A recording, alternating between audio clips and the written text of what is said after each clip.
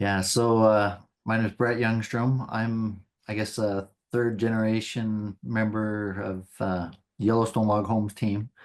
My grandfather, Louis Youngstrom, in 1962, he started building or milling and manufacturing the logs for log homes. And that kind of transitioned over time to where my father and my uncle they also were interested in doing the same thing, and so he kind of helped them to get started at the location that we're at now.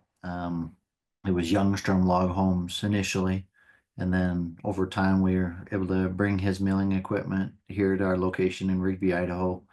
And in 1976, that's kind of when Yellowstone Log Homes officially got started at this location. But as a family, since 1962, we've been doing log homes, and I work here. I've got a daughter who's worked here, and nephews and lots of cousins and a couple brothers and uncles. So it's a lot of family involvement, but there's a lot of workers here that we consider family that have been with us for a long time.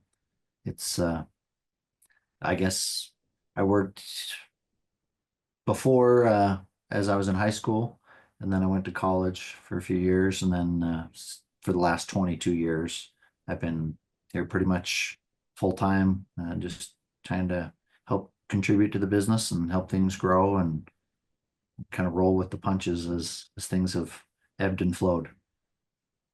That's awesome. And what's your role there? I'm I'm our office manager, but a lot of what I do is sales and IT. So Oh, just nice. Well, um, and your uncle David said you had worked there since you were a kid. yeah, as a real little kid, I'd we had plan books and various flyers and things like that. That's probably the earliest thing I remember doing is stuffing papers in books to get ready to send those out so people could have floor plans to decide from. That's really cool. Some kids have paper routes, but that you're getting like sales experience really early. I guess so, yeah. I didn't ever see it that way when I was a kid. I just thought it was fun sticking pages in books and make a big stack of them and get to go to lunch with dad sometimes. So I liked that. Oh, perfect.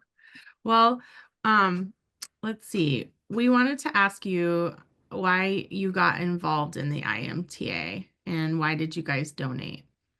Right. A big part of our involvement was probably our history with Rob Pickett. And we probably worked with him for about 40 years. So in in log home industry, he's pretty respected, and with his name there, it was something we were interested in joining in on. But a big part of things is we're hopeful that through testing and things like that, the log home systems can become more popular again. It was a lot simpler back when there wasn't the necessity for as much documentation in some regions in the country, but we know they're energy efficient. We just wish that the world understood that too.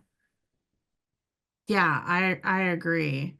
Um, and like what kind of challenges have you faced then in the last like since you've been in it 22 years? Like how has building changed over those years and with the test the building codes and requirements? We're at in our local market, it hasn't made huge differences. Probably Yeah. the biggest differences of what we see is with engineering. It seems like every year the snow must be getting heavier because they're asking Oh, for bigger beams and things like that. So just a little more expensive to build because larger logs are required today than what were needed before to support snow loads.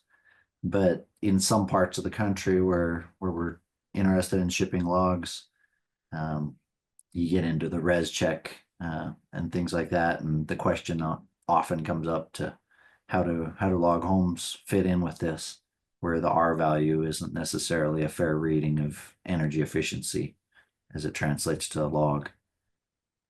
yeah, and can you go more into our value for some people that might not know? Like I think about it with windows, right, too, because I used to work for a window company, but it's kind of different when measuring like the thermal mass performance of logs.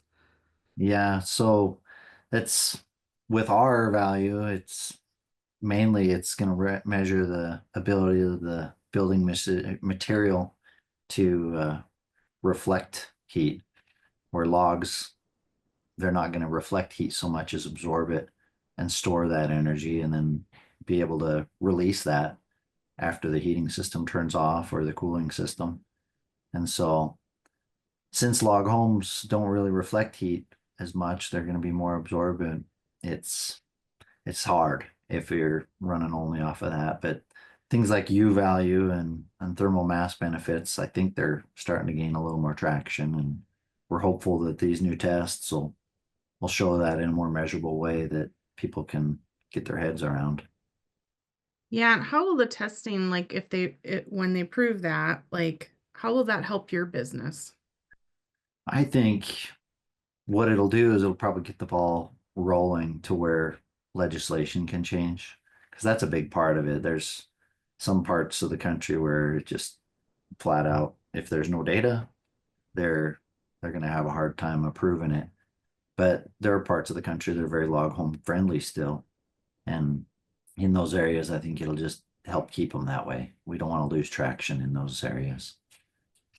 Are those areas more around the south of the US or like East Coast? Because like, or are they, do you find like West Coast? Like, is there a difference between different regions in the US? For me, I feel like the Rocky Mountains, for the most part, are pretty friendly. Okay. Colorado seems to be starting to become more difficult, and so I'm concerned about Colorado. We'd love to do a lot more log homes there, but it's it's becoming more challenging there. Utah's pretty friendly. Idaho and Montana, Wyoming, they're pretty friendly still. Okay. Um, in the cold weather areas, that's what we see, but you get out to like Michigan Mm-hmm. and those regions, we send homes there, but I think we should be sending more homes there. And I think part of the difficulty is just the changing in codes and the way those are interpreted. Yeah. How do you guys find out about codes? Like when they pop up? Sometimes we have dealers that Mm. are all across the country, so a lot of times the first we'll hear from it is from a dealer, Okay. and they'll tell us that they're running into this difficulty, and we try to help them move through that, but we're not in all states. It's hard for us to have a presence in all regions. Where we're here in the Rocky Mountains, it's where we're able to travel a little bit and we can go to meetings and try to have some influence in those. But the further you get away from our location, we aren't able to do much. We don't know about those meetings and we don't have the manpower to attend them all. Hopefully, Right. hopefully lots of other members of the Mass Timber Alliance are attending them and advocating for better codes for the members. Yeah, I know Rob is very busy. So Yeah, yeah, so he's out there he doing it. yeah, he informed us a lot. I think it was probably about 10, 12 years ago when codes there were some energy codes that we ended up going to a lot of the surrounding states and going to meetings and kind of pleading our case because we were afraid that it was going to have to be a 14-inch log or it wasn't going to work for a wall, and that's a lot bigger than most people can afford, and there's not enough logs that are that size to be able to do the number of houses we'd like to do. So what do you guys do? Like, okay, since the codes are the way they are, like how do you adjust the building or the wall then to meet those needs? Like, are you able to, or is it just bigger logs each time? That's been what our fear was just bigger logs each time. Mm-hmm. But we haven't really run into situations where we've had to increase the diameter of logs drastically in personal projects. But Okay. I'm sure that some parts of the country there aren't exemptions for log homes that allow something with a lesser R value to still work. But generally, where we're at, an 8-inch log or bigger, you're fine for almost anything in our surrounding states. But you get into some counties, and they do have to become bigger. Okay. And how do you you see the log home industry evolving in the next like 5 to 10 years? It's a good question. I wish I had the crystal ball to answer that. But I feel like short-term rentals, they're growing in popularity. So I think a lot of the designs that people are going to be coming up with are going to be more short-term rental friendly. Um, a lot of people, that's probably the only avenue that they could afford to get a log home in some of these resort areas, especially just the costs of new construction tend to be pretty high. But if something's short-term rental friendly, I think those are the designs that people are going to kind of gravitate toward. But the people with enough money to build whatever they'd like, I think they're still going to build whatever they'd like. A lot of our clients have been having a log home dream since they were children. So 50, 60 years, they're ready to retire and they're going to kind of build what they've been dreaming about. And it's fun to help people make that happen. That's awesome. I'm a little jealous of those people, I have to admit. Yeah, it's It pretty sounds neat amazing. to see the joy that a lot of people are able to have when once they get into that home of their dreams. Yeah, how many homes do you guys build a year then, usually? We we don't have a construction crew that does the final assembly. Okay. Mostly what we're doing is we're just furnishing the building materials, but we produce, depending on the year, it's usually between about 120 and 200 homes per year. Oh, This that's last awesome. year we were probably closer to 120. So Okay, that's a lot. yeah, we like to try to get a couple houses out a day in the summer if we can. The winter's pretty slow. Yeah, yeah, it's kind of seasonal for log, it seems like. Cool. Anything I didn't ask that you'd like to add, whether it's about Yellowstone log homes or Um, IMTA? yeah, just we're real proud as a family to be able to work in the log home industry. It's something we're all in love with, and we've all grown up in log homes, and so we've been around them. It's kind of our passion. We would love to be doing it for another 63 years. So the IMTA, that I think it'll be vital to helping codes kind of go in the right direction. I think unfortunately that's what is required to help the government go the direction you want it to go is get more lobbying and more data. Yeah, it really helps to build your case if you have that data, I feel like.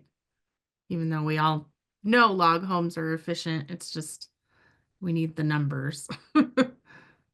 Yeah, we're a pretty niche industry. It'd be awesome to see it become large. It was bigger back in the 80s and early 90s, I think, but homes are far more complex today, and it's fun to see the creativity too. But we we miss the good old days when it was really, really busy. Yeah. Yeah, I hear you there. Well, thank you for your time, Brett. I Mhm. appreciate it. Yep. Yeah, thank you, Sarah. It's fun to do the Zoom. So